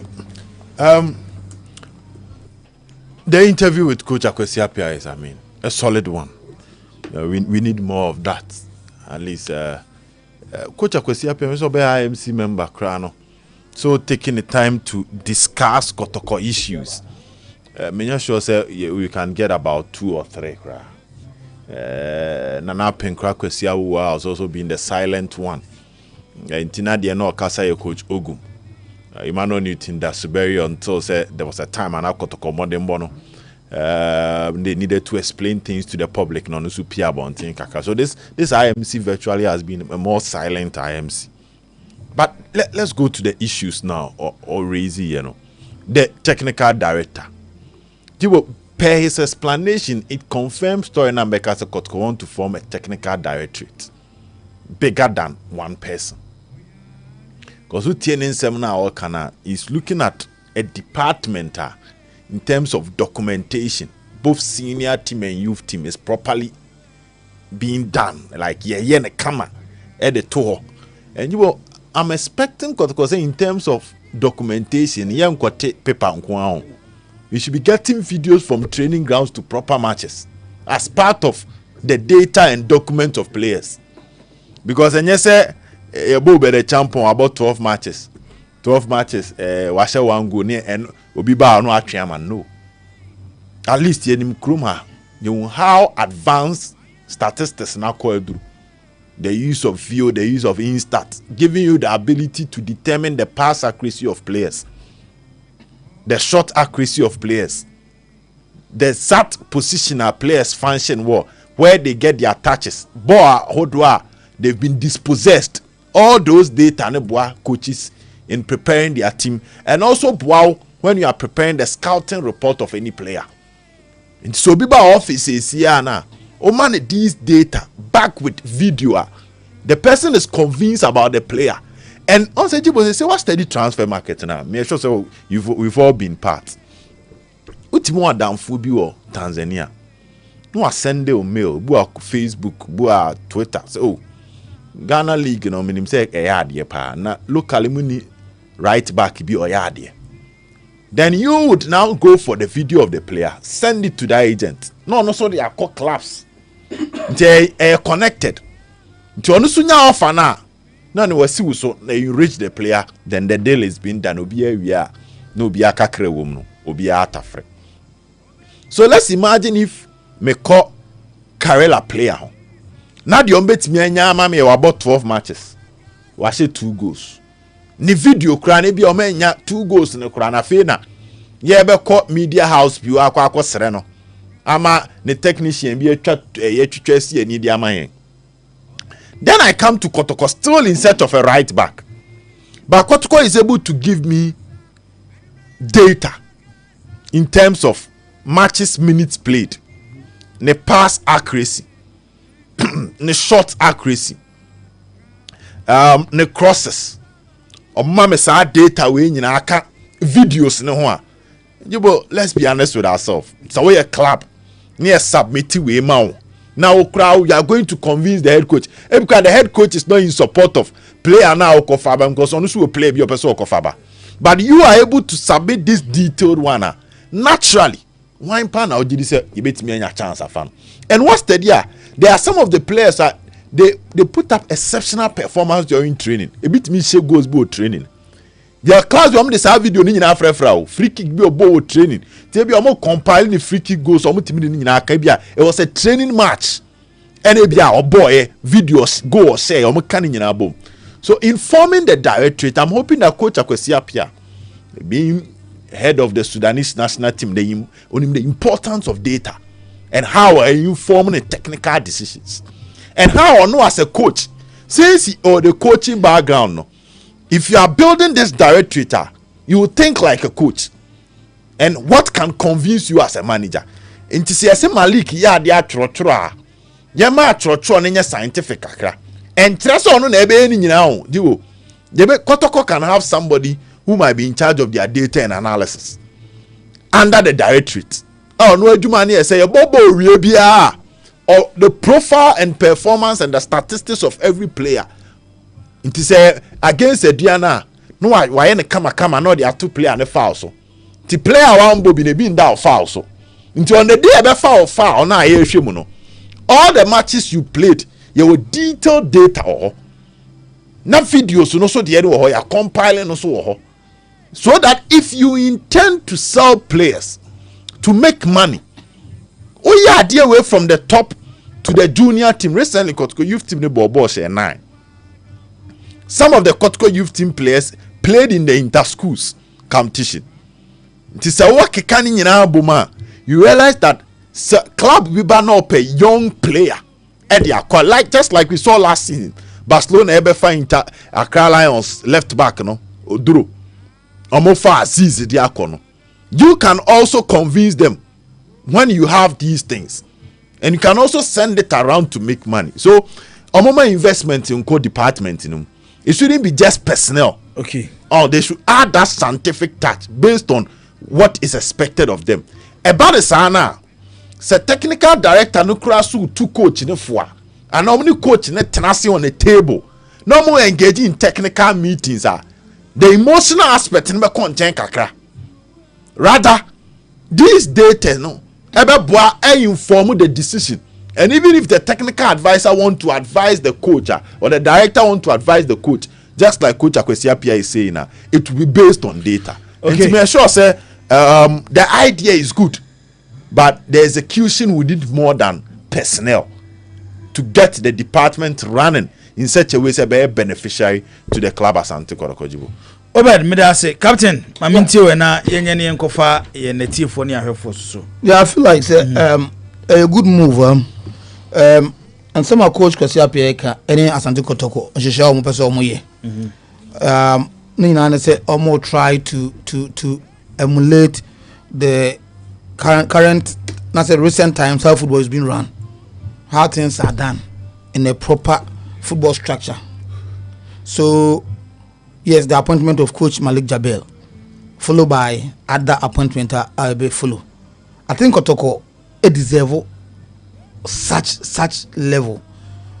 It's long overdue. Anna, you can be. If you say Kotoko the technical department is not enough, the others say someone appointed to add to it to make it complete. Because outside Ghana, it didn't Asante Kotoko war. In the kind of respect Asante Kotoko a war. Say if those people should come to Ghana and see how things have been done here, be disappointed, hugely disappointed. But I believe we say it starts from somewhere. I've learned to now study the OBA. I mean in a haste to criticize. We said the appointment of Malik Bay, especially the appointment of deputy technical director Bay, I face some sort of criticism be and I didn't know but I don't think that Obi Peso to the Sikagu. I hope you are getting that point. They know where they are heading to and what they want. So I can only encourage them to continue to do that. So if it is about directorate and you have Malik sitting on top and others working. Fair enough, fantastic. And that I can say the MC person I'm in the Kasayan was giving me almost the working. Say one aspect of they know Malik in me yep pa. Say all transit. Now I document players. The lifestyle, everything about the player for future use. Sekotoko, like say Obedi can the agency about out, they want a right fullback, they want a midfielder. What do you have to show? It's only about 10 matches and wash it 2 goals. What about say no? A cop beyond the modern football, a cop beyond Sadiano. But you know, they will have that coach there. Sanemani Ninano or Najuma Obeno a bro just Wakotna Park so but coach training, you be a mini coach selection, women a cobrosa. So I think say we should accept it and encourage them to go ahead and to do it. The implementation is going to be huge, but I know a gradual process they will get there. Herbert Mensah on the FA. Before somebody for baby says the Bomuchiche free so as to catch as a denchemowa. Ghana football of today from continental them Ebanyan. Any power be Sijani Pan.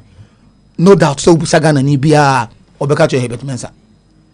How to go for sponsorship for clubs and what have you, Herbert Mensah. He started all these things and made sure that football can be done this. Or no best or the you got a for can bush a boot Nagana for yeah castle. You won't be that. Actually send a lifestyle or elsewhere. And you know me free said the FA way under Keto Kreku. The mantra the buyer said igniting passion, creating worth no. He's doing exact opposite. I mean quite to be and Master Maker doesn't want to say continental if miss him. But you could clearly see under him. Except that the greediness eligible to be do. But the Black Stars became very attractive. The Black Stars, the kind of matches that we were getting, the kind of these guys, agency or modern matches ever. But we don't see that under this FA. And there will be a bit difficult for the FA to use the national teams to create money to take care of itself. But it can be done. Before you encourage now, okay, you need to consult such people. The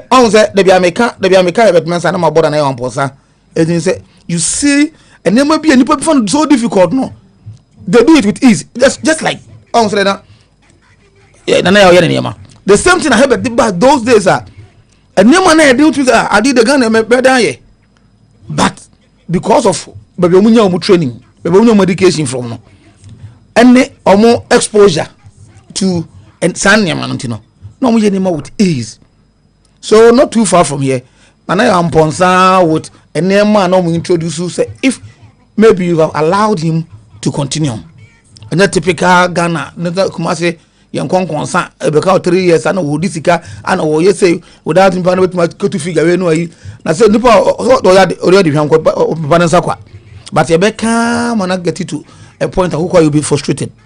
Now I clear with Herbert Mensah them are the people that we need to be in our system. Okay. Look at the point in time Continental was consulting him. Sir. Of course. At the point in time Continental was consulting him. He was going to him through the year now all the ideas to help him run the FA. Or they ask people like Mickey's Achi and they will tell you. And you know, I think that he's hit the nail at the spot. Captain, the FA must do well. But Wakunta and offers it in the birthday. Well, hey, as I'm going to go team manager or Hinibrenya. The second born Hinibrenya, second born, if you know, Nana Kwame Boateng or Hinibrenya. Nana Kwame Boateng or Hinibrenya. Oko school, yes, over so we are offers him. Oko school or Gloryville National School. Kote. Between Genius Kote, Tente Kotoko manager, a best celebrating birthday on Fantoso. Baba Cabis also was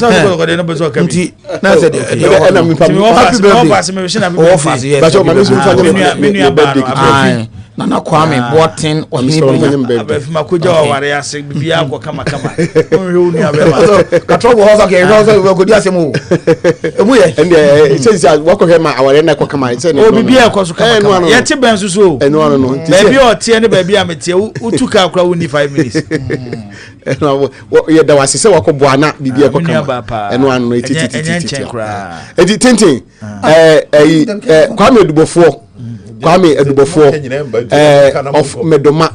Is it what we do? Your friend Fadagato. What the one we have already made to. The way Madame for no minute but Medoma na special birthday in Kwame Edubofo. Father they say will be anim no. Father okay mo itama Kesben days. No mechanic pa. Special birthday en Sama yango line so mo beti afre. Sandra Anna of Brofedu. Sandra Anna of Brofedu. Danger special birthday en koma no. Danger. Afetintin Fabra. Danger. Sister Simin kan so beti nka. Danger. E hon komo holding up today. Sama yango ye no frefo di kan ye mfa no okay odi ba bia kase finado asma to aso amfa na ese sameno no ono na aye you know okay 05361616070201941461 mo betimi afre na waba jumadi zakasimenum na ye soro so odi ba bia kase finado asma to aso no jiwo. Yes, sir. Your family Ofadia, go from. Ofadia. Ofameton kache. Oh, boy, you go. They are bringing a vision. Ofamebacho Matimehuanim. Yo, Kache, I'm a good friend. Harry will be a blinder, will be a passionate with him. Why? And yes, I will be a passionate. Oh, okay. And you know, passionate sense of feeling. Oh, okay. And he can't the talk about advice to the minimum because can't the when they say one kind of football so online, there will be a danger or still continue to conduct the election. I still a court be unfair. And you want one advice. And the Ghana football about any woman. I'm very well than this simple. Okay, Ofadia, yada say. Ye use MTN line 0536161607. No, ye use nti ubetimi afre ewo no so. O frɛ Vodafone na ma na ode obetia use MTN no na ode aba ye dwumadi no eso same ade line na ide atia to no okay na ya samo okay enti same sa ahumane ba ha yenyana en so na news for them na nyesa na me ya aduma na eda foforo na afi ya to aso ede amamo yedemu Asia news at 6 enche na eba beto aso ewo promise 102.7 said ye kan no nyame ya aduma memeda ebai Ghana ni bia o akonya awa kwanya se utimi to aba no se obomode na wokoto ukokromuti eye utumi ko na kokoto aba na kire eye panyina se odi Ghana so na emfie 9 aibedi anim no ono ene be yo mampanyini ede ama oman Ghana nti memreda ye nyina na yenhye nso wa obetimi ato aba wa obetimi ato aba se unu bre se obeto aba menko hobi o koso make sure say ukra ID card ID card so make sure say bia wa register dada nya fe na akodu akokreti problem bia na ya bomodin na ya hwe eyen kratem so di wo ma ya don say si machine so na yidi aba na fe so nya akonya na watimi ede ato eye aba no ebi enti yanhye ne nso se memeda ebai nzavide line aba same ensori nko oi ame yaduma da foforo na omoye nyoma na tutumu ya na afi ya baba fanti ya de musia na ye kai mo say on the 29th of December our McLean Hotel abrantie amachi dede Stone Boy Mr. All for real ofuriam ponsa kwabena sa suna kofinti ene akosu Japan omo eba be pim ewo ho na mabegye eye Asantema ne Ghana nyina ani Mecklin Hotel ho na sa adwumadi ebekoso ticket no oba eye promise anaso ye pa FM reception a unsa ebetimi akabi news at 6 ye de ma akra wo ma news at 6 oh the tinida news at 6 ye de mo AC of Atafrempong ene ma me afia nyako ene